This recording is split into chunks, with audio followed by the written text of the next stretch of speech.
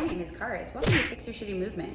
We're talking about a teeny tiny little muscle that lives deep in your hip called your piriformis. And why you should know about it if you don't already, and if you do, you know it's a pain in the ass, literally. Also, why and how is it related to your feet and the whole big picture of what's going on in your body. So your piriformis is a deep external rotator in your hip. External rotation being this movement right here. So your glutes also are external rotators, right? So what's different about piriformis? Well, it's small, like I said, and it's also so deep in your hip that it's actually a part of your pelvic floor. Like I've seen it in cadavers. It is part of that diaphragm that makes up your pelvic floor. And as such, it's kind of sort of an important part of your core, right? Because it's part of that anatomy. Also, your sciatic nerve runs right over it. In some people, something like 13% of the population, it runs right through it. Now, I think I'm part of that population. I was a high school cross country runner. I wasn't fucking getting scholarships and shit. I was the biggest girl on the team, and I was the slowest person on the team. Every team, actually. I always came in dead last. And one thing that always happened is my feet would go numb when I would run, to the point where, it was really uncomfortable. You'd think, like, who gives a fuck? You just can't feel them. Well, I'd have to take my feet out of my shoes and like slap them on the pavement to try to wake them up. So if I talked to my coach or something about it, and this was like the late 90s, so, there wasn't a lot of information out there anyway. The internet wasn't what it is now. I asked what the deal was, and everyone always said, well, that just means your shoes are too tight. So I wound up getting much bigger shoes and keep tying them very loose. And it actually seemed to make the problem worse. So I looked on Runner's World Forum and I learned about something called your piriformis, what I just explained to you right now. What I see, and what I've not only seen as like my time as an athlete, my experience in dealing with my piriformis issues, and seeing all the people around me that I work with, who I don't work with, who have a lot of the exact same issues that are showing up in different ways that are related to piriformis. So what are some of those issues? Well, when piriformis gets inflamed, it can, or aggravated or whatever, it will aggravate your sciatic nerve. And when you aggravate your nerve, you get referred pain, right? It's not always, anywhere in your body anyway, it's not always where it hurts that's the problem. In fact, I would say rarely is that actually the issue. So you'll see people like, going to town with softball and their piriformis and stuff. And really what they're doing is they're putting a ton of pressure on the nerve itself. So it might feel good in the moment, but you could be causing a lot more harm. The other thing about it is the way that the pain is referred through the leg especially. So numbness in the foot is really common, tingling, but also pain right here. That's people will say is impingement. I know, because I've been told this about my own fucking leg, and when I'm desperate for answers, right, I'm like, okay, I guess that's what it is.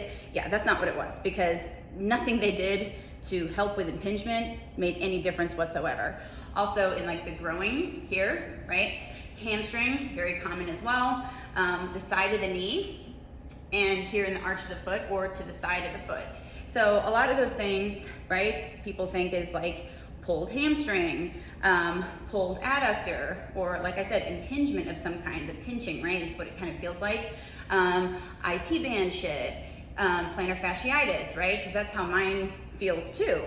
And with all of those things, what do people do? Aggressive like tissue release, right, like IT band, foam rolling, lacrosse ball on the foot. And hey, I'm actually a fan of foam rolling. I think that tissue work has its place. That's why I have the geisha and the boomstick and the pain pill from Kabuki for body tempering purposes. The thing is that you have to understand that if you have some pain that just keeps coming back, that might feel good in the moment, same with like a Theragun or something. But if it keeps coming back, you have to address what the actual problem is. And you have to ask yourself, even if that feels good, are you making the problem worse? Because there are some times when you are. For example, foam rolling my hamstrings feels amazing, but it almost always leads to problems. I think I have scar tissue in my hamstrings, and it makes the nerve not glide as well there as well. And so, you know, releasing or softening, loosening my hamstrings actually makes the problem so much worse because they already are under a lot of tension with my posture, whatever. That's just something I've noticed. So I avoid foam rolling my hamstrings at all costs. Even if it feels really good in that moment, I know it's gonna cause problems down the line, and my upper back has become that same way. What is this grounded in? Observation of my own fucking body, which is what really all your Fix Your Shitty movement is, right? I'm not saying like presenting a scientific fucking paper. I'm telling you, like, ask yourself, are you making the problem worse? Here's the thing about piriformis that you need to understand. Most of the issue is, yes, weak glutes, definitely, especially glute med, which is like this glute muscle up here. That's why I have people do a lot of sumo walks, monster walks. They do their glute bridges, hip thrusts, whatever, with a band in an effort to stabilize, or excuse me, to strengthen glute med. Pilates, there's also a really big emphasis on glute med. It's really the only glute muscle that, at least in the style of Pilates I do, that we put any kind of attention towards at all. And it's for things like plantar fasciitis, right? Like foot problems. You seeing the thing? So when someone has an issue with piriformis, I'm like, okay, get yourself a hip circle, and then we gotta strengthen your feet. So hip circle, I like the one from Slingshot. That's the one I've always used. They have a lot of different varieties now.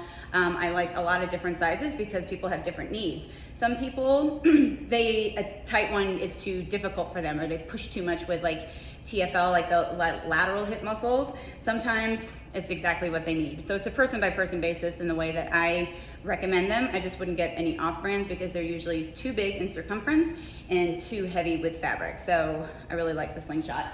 Anyway, so when people are doing their glute exercises though, I ask them to pay attention to what their feet are doing, right? Because there's a lot of like lifting up the arches, right? Or inability to put down the arches.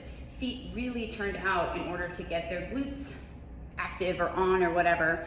So when I do glute bridges, I make an effort to keep my toes as parallel as possible because piriformis, right, that external rotator, it seems to get really pissed off when I try to do all of my work in that externally rotated position, right? So I try to get stronger in this position. I have these high arches, which indicates to me that I have really tight adductors, which is consistent with what I feel. Really tight adductors meaning also weakness in the pelvic floor. So I'm basically being like pulled this way into my hip, and what does that affect?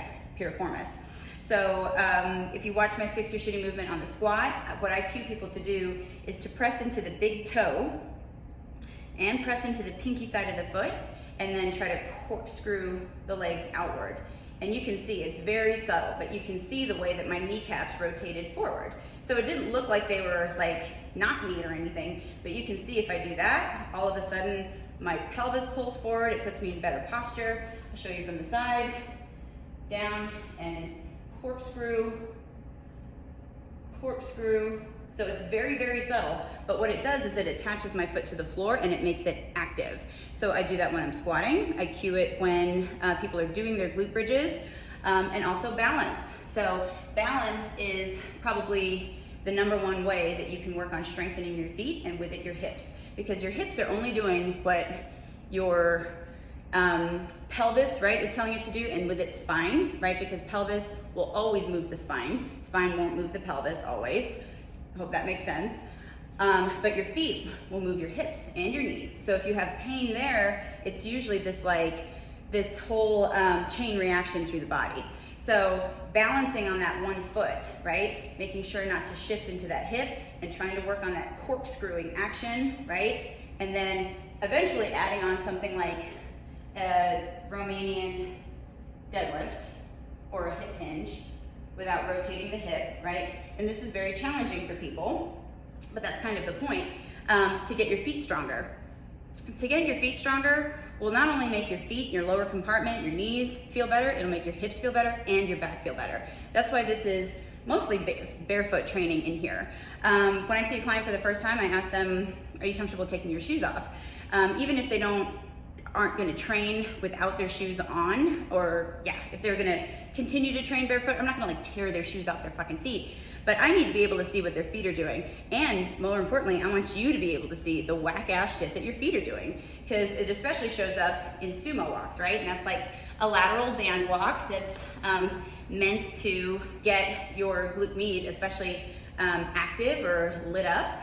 But also what it gives people is a bird's eye view of the weird ass shit that your feet are doing and leading the way in all of these different movements, right? Versus being able to move the entire leg as a unit from the hip, right? So it's always something like this, right? And pulling the knees with them. Stanky leg, squat, that's what I call it. Meaning when the valgus collapse right in the squat or whatever, like you can strengthen your glute med all you want, but if you're not doing that corkscrewing motion, if you're not rooting your feet to the ground, it doesn't fucking matter. Your feet are gonna dictate what happens. So even people who have prescription orthotics, terrible arthritis in the feet to the point where it's like visually their feet look different, within 2 months of just training in here barefoot, they can put weight on their toes, they can do push-ups and lunges gingerly, we work up to it. They don't have to wear their orthotics. They tell me this is what they tell their doctors. I'm talking people like in their 60s. They're able to go barefoot around their homes, things that they've never done before. The only thing that changed is that they're using their motherfucking feet. They've actually strengthened their feet. So learning to separate your toes even has made a huge difference in the way my piriformis feels. If I don't keep up with it, my piriformis absolutely acts up. How do I know it's acting up? I get that deep, deep nervy pain in the cheek. I'll get it in the knee. It depends on where it's coming from. But now I know after 37 years of dealing with this shit, but it is so common, it would blow your mind. When I pulled my adductor, which actually had a lot to do with piriformis, referred pain, though it was a pretty bad pull, I was wearing Chucks. Chucks are adorable, I fucking love them, but I treat them like high heels because I like high heels too, but I have no social life, so I wear them like twice a year. But you can see the way it bows up, right? It's not flat. You will still rock forward. And the toe box is really narrow. And so what it was contributing to was bunion pain for me, and that was my wake-up call, and that's when I changed to Vivo Barefoot. So totally flat sole, totally bendable, right?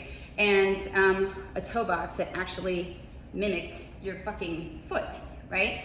All I did was switch to these guys, because I was in a facility where I did not want to go barefoot, spread my toes apart, and I broke up with Chucks. And it was night and day difference. And then from there, just trying to work on balance. Trying to work on being able to do the single leg RDL, right, without rotating. See how that foot was kind of like kickstanded out, right? You're gonna compensate, it's fine. Also, not going to town with like a lacrosse ball or something, right? Because again, your sciatic nerve is there. And if it's aggravated, pushing on it like that is not gonna help it. What you can do instead is get like the ball of the foot, right? Like where those muscle attachments are, and be like gentle with it. Don't just like rub like crazy. If you are gonna do that though, I would just say, because it can help with plantar fasciitis a lot. So all I'm saying is use some discretion. I've had plantar fasciitis before too. Again, they go hand in hand. Using something like yoga tune-up balls, they're squishier. I like the way they're in this netting too. And that way you can get like the sides of the foot, which are really what's affected with plantar fasciitis. If balance isn't the best, obviously hold on to something and that can help a lot. But one way that you can work up to doing those single leg RDLs, you can tell I always favor this leg when I do it because this is the side where the poor piriformis issue is. So I have to work on that, but whatever. So here, to make sure that I'm not shifting, I'm just gonna use something like this, right? To make sure that I'm actually hinging back and not rotating my hip, which is one of the bigger issues that you'll encounter with the RDL when you're doing the balance stuff. You can also do that with a glider. You just wanna make sure that you're not squatting, which is a whole thing on its own. But before you do that, can you do this, right? Can you just move around on your hip joint? And if you can't, that's really where you should start. This has been some food for thought, fix your shitty movement. We gotta get serious about the feet, guys. It all starts in the feet. My name is Kars.